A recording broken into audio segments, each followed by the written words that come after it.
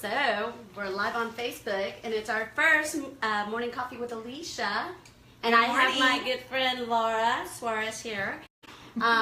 So we started testing this out, and I had this brilliant idea that I was going to interview all of my agents. Because you are so brilliant. I know. Good, yeah. Anyway, so, and to talk a little bit about, what we do, what you do, how you got started here. So, Laura's my very first... We're going way back. Way back. Way back, Do you remember way back? We've had a lot of liquor since then, but we'll see. We're not talking about yesterday. Okay. So, Laura started with me when you were 18. Yes. Yeah, and so she was my very first assistant, and then she became a closing coordinator, and then you became a listing coordinator, and then you became an office manager. Yes. And then you became an agent, like a No, then I became a trainer. Oh, then you became a trainer. Certified trainer, MCE trainer, and then I was manager of the managers when you had the other office, multiple offices. Then I thought, let's take it easy. I'm really burnt out. I just want to be an agent. So, and then And then you became an agent. That's awesome. So, and Laura is an amazing trainer. She's still doing our training for us, which I love. I think that's really your specialty. Don't you? I like training. I enjoy it. Do you like it better than anything else? Well, I like other things too. You're supposed to say yes. Yes, I like training. I love training. Training is my thing. Training is my life. Oh. No, I do enjoy training a lot. Well, anyway, so we want to give our people some insights, and we're giving them the opportunity to ask you questions because you are the master. Oh, wow. Okay. Of real estate. And so, and obviously you know your stuff. How many deals have you closed out? Probably. I think you've probably closed out. You've coordinated over 10,000 deals, I think. Easily, probably, yeah. We would average about 350 deals a year, and it's been about 20 years. So yeah. I want to kind of reinvent it, though. Do you know what I mean? I think these wrinkles here. Oh, we don't look like we used to. It's been 27 years. Well, not for me. Oh, I'm sorry. It's been 20. Whatever. You always do that. You always cut it off. I have to cut it off at 20. It just makes it feel better. Let's just stick with that. Yeah. Let's just start counting backwards. I think we can still get away with it. Yeah. So anyway, so I've been with Laura, and she's been with me through all your pregnancies because you got 4 kids. 4 kids. So every morning we... If I can do it, anybody can do it. 4 she kids. has a kid every 7 years. and your youngest is now 3, so you're starting... She just turned 4. So you... Oh my God, it's almost time. It's almost time. Yeah. I can't live through that anymore. Careful. Jaime, watch it. It's almost time. He's so easy. A 6-pack. Well, it's getting to a 24-pack now because he's built tolerance, but... A 24-pack, and you can take advantage of him. Easy. Easy breezy. Yeah. Jaime, did you hear that? So I kind of, since we're sitting here today, there's kind of something really interesting that I read this morning, and everybody knows I love Whataburger. There was a man, and I don't know if anybody heard, on Sunday, I think, who rode into a Whataburger with this horse. So I don't know, the horse lost control, and this is in Victoria, Texas. I just thought it was interesting that this man just rode up in his horse, and the horse got crazy, and so he actually went into the Whataburger. On his horse? On his horse. On a white horse, actually. That was interesting. That was very interesting. You just wanted to throw in Whataburger. And then, so I mean, this, because Whataburger loves me too. Hey, they Whataburger. Send us some free... Oh, you got free coupons. They send me coupons all the time. Look at that. Oh, we're going to Whataburger today. All of these are my little coupons. So Whataburger loves me too. Thank you, Whataburger. If you ever want to come and hang out with us, we're at Whataburger. Yeah. Talking about real estate. Yes. So what's new in the real estate world? Tell me something interesting that I don't know. Well, gosh, I don't know. I don't know what you don't know. Oh, you know what I know? They are building some new homes at $165,000. Really? Where? What city? I can't say that. Oh, yeah. You have to call us. Well, you can tell me. I'll tell you offline. Or I'll tell you if you like inbox me. So if you want to know where you can find houses for $165, inbox me. Yeah, because that's built, awesome. They're brick, they're 3-bedroom, 2-bath, and they start at $165 brand new. That's awesome. I know. That's wonderful. That's actually really good. I told Lorene about it, and she like has 3 people already that she's putting under contract. That's wonderful. Oh, it's $1,000 down. Yeah, that's a great program. $1,000 total move-in. Yeah, $1,000 total movement. That's wonderful. I yeah, know. that's really so, good. That's really good. Actually, that's really hard to find. You know, the market is really, you know, it's kind of been such an unusual market where you can find anything under 100 and like 200, right? New homes. Yeah, I mean, even at 200, every new home was like 2099 or 215, Having you seen 220. kind of a change? Because I've seen some out in Heartland.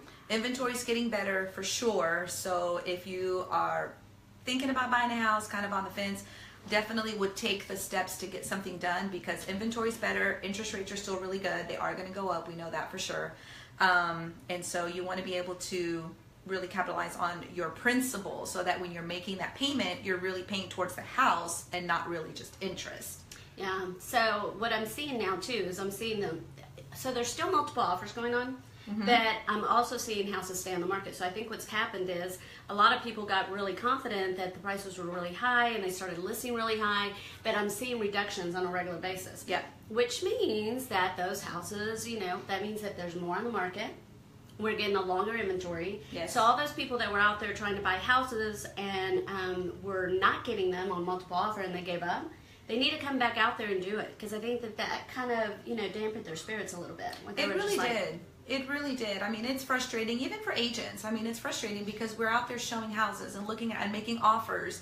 And, you know, people get emotionally attached to the property. And so they don't, you know, it's really hard to kind of take in when you make an offer, you finally get to that point and then you don't get it. And it's just like a cycle, but it's getting better. So someone who can't go through that cycle, who doesn't have the stomach for it, they definitely, you want to buy new. Because you don't have to do a multiple offer. You do have to wait for it to be built, but even the build times are getting less. A couple years ago, build times were like 12 months, and now they're more like... Sorry guys, we lost connection. It's the office. We may have to find a new in-studio. Yeah. Or better Wi-Fi. Are you talking about my Wi-Fi? Well, I mean, don't talk about my Wi-Fi. Amp it up a little bit here. It's not me, it's Spectrum. Well, let's call Spectrum. We need more Wi-Fi. So, okay, so let's talk about what's going on in the different cities. I have a lot of people that are like, Laura, where should I live? What are the schools doing? You know, the reports come out every 2 years on the economics and the schools and everything else. And so where should I live? Where's the big booming place? Grand Prairie, a lot of people, we were talking about Grand Prairie, Irving, that area over there, really is growing. Yeah, my brother bought in Grand Prairie. There's another company that just came in, and they just bought. It's a distributor for GM suppliers, and they just bought like 480,000 square feet, like 20 acres in Grand Prairie. It's a big company. They're going to be employing about 2,000 people. So if you need a job, definitely go there and check that out. Of course. But the landscape over there is really pretty. The landscape is beautiful. It's going to make prices go up, which means taxes go up. So just something to think about. And then, you know, interesting that the top, DallasNews.com, the business section, they talk about the economic growth of different counties, and Denton County and Collin County are in the top 2. Really? So they're really growing. They've had a growth of about 20% in the last 3 years. So that's really good too. If you want to be in an area like that. Too, right? Very surprising. Because you would think Dallas. I mean, everybody wants to go to Dallas, downtown, uptown, but Denton County and Collin County are really growing too. And the price points? The price points out there probably are going to be a little higher. I mean, I'm thinking they're going to start in the 220s. I mean, that's what they are now, but they're definitely going to go up. You know where the price points are really good, and I was really surprised? Like 30,000 less than Dallas is in Fort Worth. Really? Mm-hmm. You know, I've never been to Fort Worth, believe it or not. I think I went to the Stockyards for like a show. You know, like an event or something. Fort Worth. It's pretty nice. But and it's so funny that they're so close to us, but we've never been there. I've never been there. I think cowboy boots and spurs and stuff when I think of Fort Worth.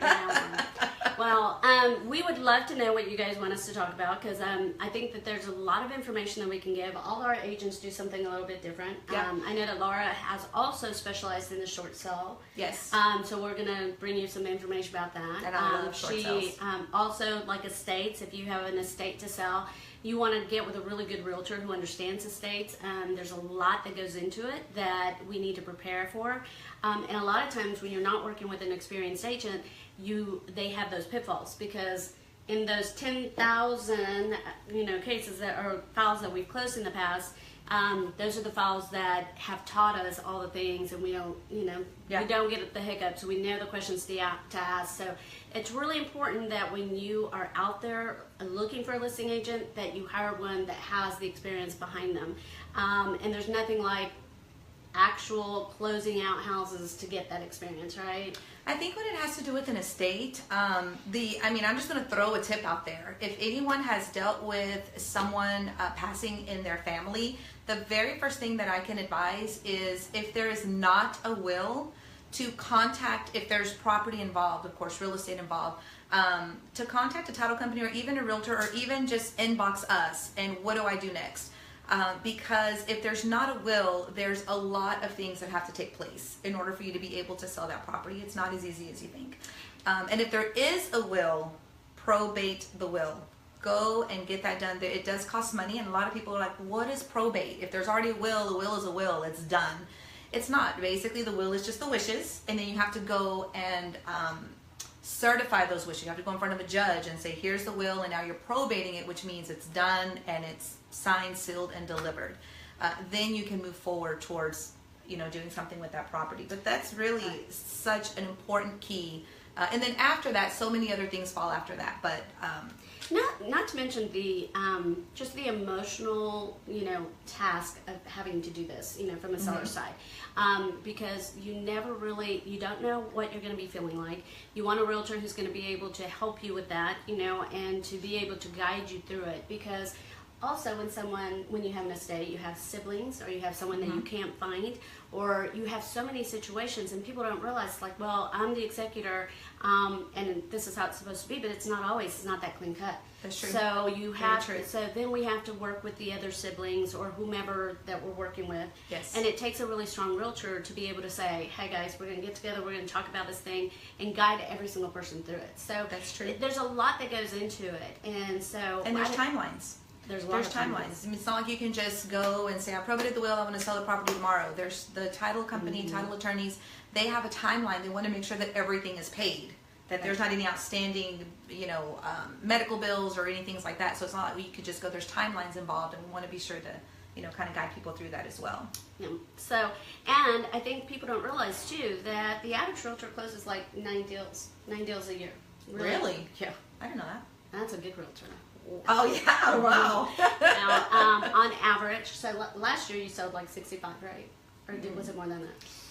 You would know. I don't care about I got a Centurion. I can go get it if y'all want to see it. No, I'm joking. That's okay. Next time we'll put it right Next here. time, We're yes. Like, this I think is it's Laura's Centurion.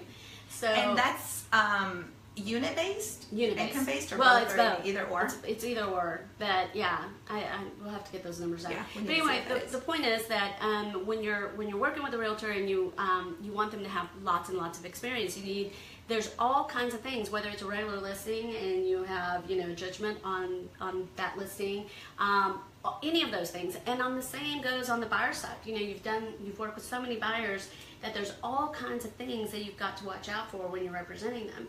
And so many people don't realize the time that it takes to really become an expert in this business. That's true. Yeah. And I wouldn't say just so much more like experience. Like there's realtors that have been like, I've been in the business 20 years, but they do it part-time. Or they sell one house or two houses a year. That doesn't really give you experience. You gotta get like in there. You gotta know like everything. You don't quit when it gets on. tough. Yeah. Yeah. Even when there's a recession, we stayed in business. Yeah, we did. Man, those were some fun times. We're very happy about that. One time when you told me something really funny, I was like, I can't believe the number of realtors that quit and started doing something else. And what'd you say? That either makes us really tough or really dumb? I don't remember. Yeah. we lived through it all. We've lived through it all. Oh my God, the recession was actually really good to us. I mean, because we got the head account. We had the accounts. We conquered it. We took lemons. Yeah, that was really hard, by the way, guys. Like, I know people make it seem like, you know, REOs, foreclosures, easy breezy, let's go flip houses. It's really hard because you have to deal with the, you know, we dealt with the backside of it where we had to like tell the people you've been foreclosed on. We have to work through the evictions and cash for keys, and sometimes we're offering them money, like if you move out voluntarily, the house no longer belongs to you, we'll give you the money, and they still don't believe it, and they don't want. And then they get so kicked it's out, hard. and you have to get them kicked out. A lot of really sleepless nights actually really through those years, but we don't do that. So anyway, we have lots of people joining us, and I can't see. I know, you know well, I can't tell what all this is. Yeah. Hola. Oh, hi, Carlos. How are you? So, Katie's sitting in the background, our producer, Katie. And so because we're so blind and we can't read, she's going to read the questions to us. Oh, thanks, Katie. Yeah, Lorene is saying that she can't find a new home in McKinney for less than $300.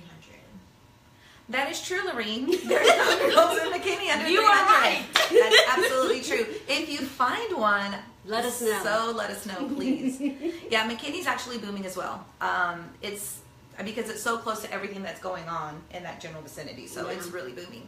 But another thing about new homes, guys, you can use a realtor. It doesn't cost you any money to have representation. Remember, the builders, the sales counselors, they work for the builder. They're there to help you. They're there to provide service. Yes, we get it. But if you ever walk into a builder and they tell you that you cannot have representation, or that they'll give you a discount if you don't use a realtor, shady. No. Do not use them. They're already charging you that fee because it costs you absolutely nothing to have representation. It's actually a budgetary item. So when the builders are going out there and they're doing their budgets, they do a budget line for commissions.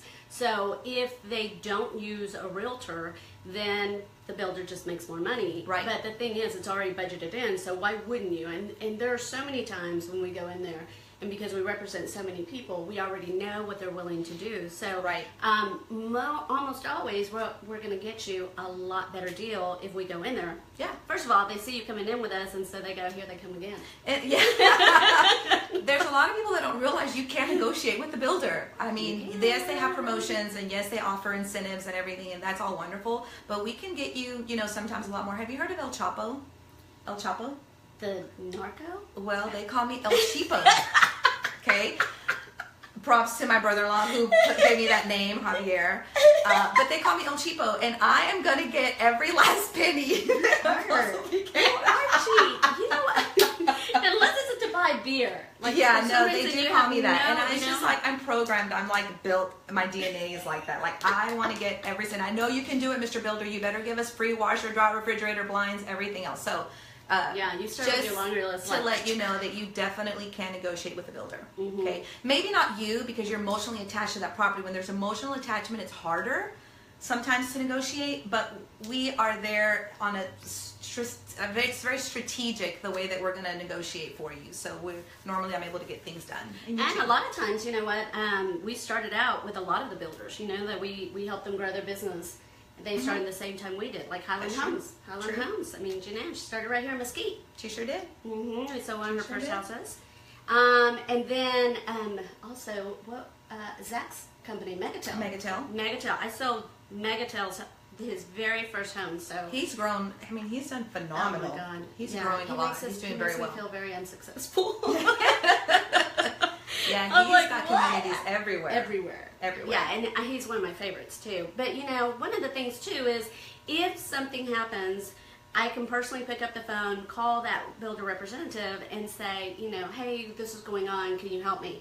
And so that's a really big plus for when you're out there trying to get representation. Absolutely. On a new home. So don't buy a new home without us. Yeah, not only that, but they, you know, the builders also are kind of going on a limb when they're building houses for folks, not knowing, are they truly going to get qualified? If they have a home to sell, are they truly going to be able to get this house sold? I'm building this house for this buyer, and you know, you're in there, you're picking your colors, your tile, your brick, and not everyone may like that, so they're building this house for you, and then at the end, if it doesn't happen, they're stuck with that house that was built to someone's specific taste sometimes. Right. So they really do. We help you, guide you. We help you say, Yeah. this is normal, you know, the stress, especially if you're going on 7 months and your house isn't finished and you're just like, get it done. Right. So we're there to answer your questions throughout the entire process. But, well, Yeah. you know what? We really didn't have anything planned for today, and we did that on purpose because we wanted to be off the cuff. And Sure we did. No, we didn't. We promise we're going to get better, though. So We talked about a lot. I mean, we talked about growth. sales. We talked about How old we new are? homes. We talked about, we talked about Personal estates. life. I mean, we gave really good information We today. really did. We just were all over, but I mean, if you're really paying attention, I mean, and you wrote some good notes, you got good stuff. And you can always Good call stuff. us. Yeah, you can Yeah, always you call can us. always call So, Or Laura, that. Laura Suarez. You want to give them your email? They want to email you direct? Laura, very easy email, laura.suarez@century21.com Bam. or inbox. Or inbox me. Is this like Facebook, like my Facebook and your Facebook? It's or my your Facebook. Okay, so And if inbox you want, Alicia. I can share it with you. No, you share I don't it. know. How do you do it? Sure. You Okay, share. yeah, we can share. Everybody share. Sharing is caring, Everybody so sharing we is can share. caring. Share this with everyone. Right? Yes. Well, that's it for Morning Coffee with us. Oh, good. Yeah. Thank you guys for joining us. Bye-bye. Have a good day, everyone.